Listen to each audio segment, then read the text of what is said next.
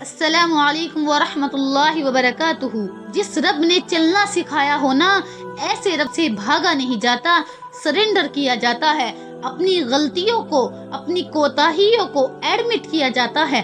تاریخ گواہ ہے اس بات کی کہ جس انسان نے اللہ سے بغاوت کا راستہ اختیار کیا، اللہ نے اسے مال بھی دیا، اس کی ہر خواہش بھی پوری کی، ہر دعا بھی قبول کی، لیکن اسے ہدایت سے محروم رکھا، اپنی یاد سے محروم رکھا، آخرت کی زندگی سے محروم رکھا۔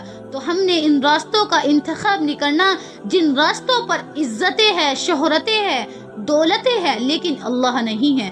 میری اور آپ کی زندگی جب تک اللہ رب العزت کے قاعدے قانون کے اندر ہے تب تک ریلائبل رہے گی، تب تک سیٹسفائیڈ رہے گی، پرسکون رہے گی۔ جس دن بھی ہم اللہ کے حدودوں سے نکلیں گے، اپنی مرضیوں پر اتریں گے، ہم برباد ہو جائیں گے۔ ہمارے ہاتھ کچھ نہیں آئے گا سوائے ذلت کے، سوائے رسوائی کے، سوائے ندامت کے اور سوائے افسوس کے۔